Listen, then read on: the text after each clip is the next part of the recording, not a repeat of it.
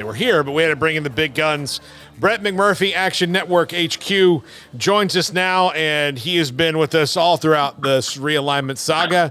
And Brett, of all of the things that have happened in realignment, this is obviously the most confusing to a lot of people because it is there's a couple of chairs left, and they might be on the ACC deck, so go ahead and jump in them.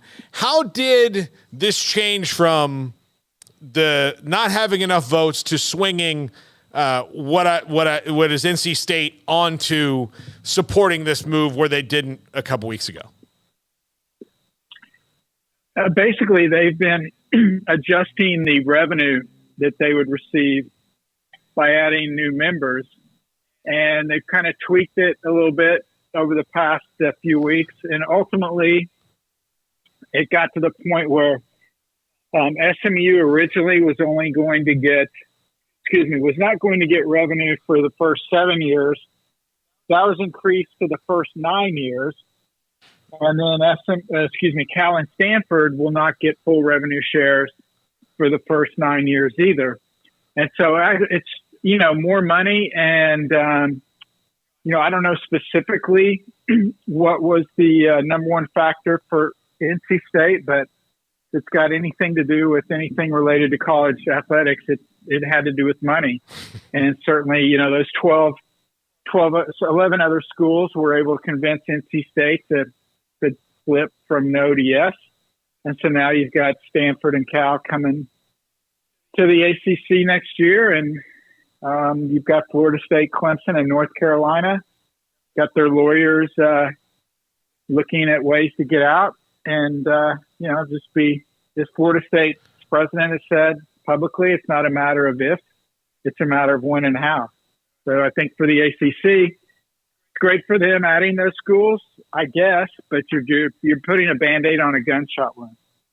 How does this, they're protecting themselves in the short term, but if Florida State, Clemson, UNC leave, and that there's no, there might be a fourth team that changes their mind once those three are out, obviously. But if those three do find a way to leave in the next year or two, does that Band-Aid really only stick until their contract is up? Because no matter who they would maybe try to add to replace those teams to get back to the number they were comfortable with, would still not be Florida State, Clemson, or UNC. Well, I mean, yes and no. I reported earlier this week that ESPN, as part of their deal with the ACC, they are able to renegotiate with the ACC if the ACC's membership drops below 15 schools. That includes Notre Dame. So basically for the ACC, they also have a deal in that, or they also have the ability in that deal where if they add any new members, ESPN's on the hook for paying them the same as any current member. So it didn't matter if they're adding SMU or Cal or Stanford, whoever it was, the ACC would get the same amount of money. So basically for the ACC, they're looking at it. We think we're going to lose Florida State, Clemson, Carolina, maybe other schools down the road. So it's kind of like a storm. If you know a storm's coming, do you want to go to the grocery store a couple of weeks ahead of time and stock up on what you need, or do you want to wait until the last minute and just kind of go through the aisles and grab what's left? So they decided they wanted to go ahead and stock up early, get a couple of Power 5 schools. And look, I know geography is crazy. I understand that. But in Stanford, they are getting the number one best all-around athletic program in the country, not last year, but the last 25 years. So that will help their Olympic sport. Unfortunately, this is all football related. But I think it's more just it's an insurance policy. And these were the best options, and it was better than waiting for the last minute and then grabbing some warm bodies from the American Conference, wherever that would have been. What, I know that Mike Oresco said that they're not going to expand westward in the AAC. So does that mean it's the Mountain West and whatever their best offer they can make, or it didn't have to really be their best, but whatever offer they make to Oregon State and Washington State, that's where they're going to go? Yeah, basically, surprise, surprise, I was, smart aleck on Twitter. But I said that, Oregon State and Washington State basically have three options. One is to join the Mountain West. Two is to try to build up the Pac-2 by adding schools from other conferences. Or three is to join the Mountain West. So, I think they're going to join the Mountain West. Yeah. So from SMU's perspective, I kind of heard this from a couple of alums today, but did they view this as giving up $30+ million a year, or do they view this as, look, they were only making whatever they were making in the AAC right now, which was less, so they're really only giving up the AAC money and not the ACC money? Right. I mean, I will give SMU credit. This is a long play. This is a 15 or 20 year play that they're doing here, because you're right. They're giving up, look, in the American, they got maybe, I don't know the numbers. It's probably around 10 or 11 million, if that much.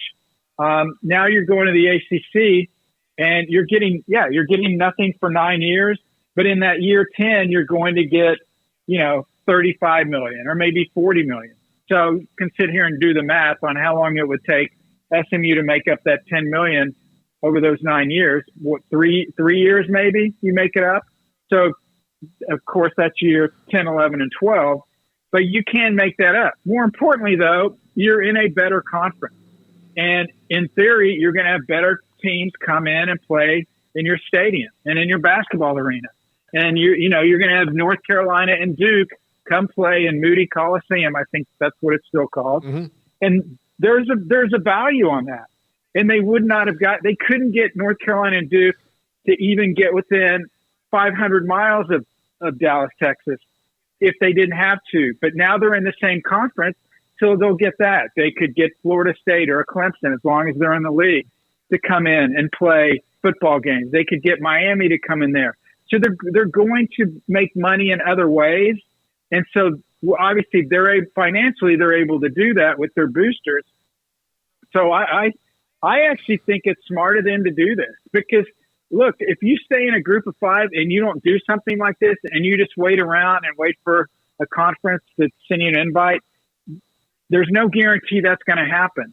And the bottom line is, when we get 5 or 10 years down the road, and the Big Ten and the SEC have 24 schools and the Big 12 has 20 or 24, whatever it is, there isn't going to be any Pac-12, and there may not be any ACC. I don't know, but SMU's got a lot better chance to land somewhere in one of those three major conferences if they have success in the ACC than if they just stayed behind in the American and had success in the American.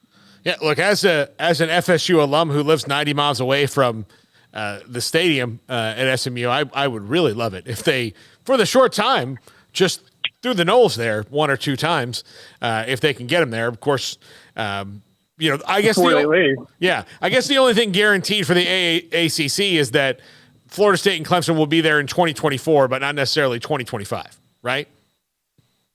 Correct. They will be, obviously this year, then 2024, and then they've got till next August to announce if they're going to leave before 2025.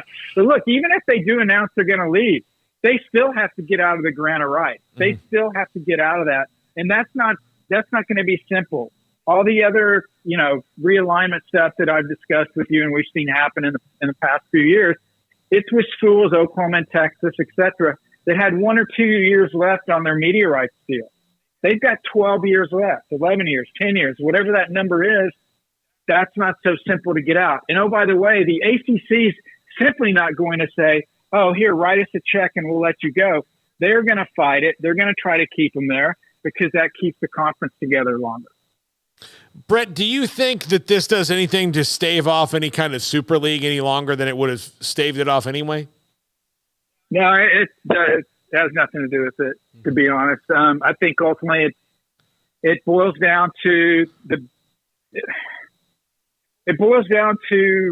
when those schools leave the ACC. Because like Greg Sankey, the SEC commissioner, said recently, look, we're fine at 16. We're happy here. We've got, we're not looking to expand. We love our membership. Well, yeah, that's true.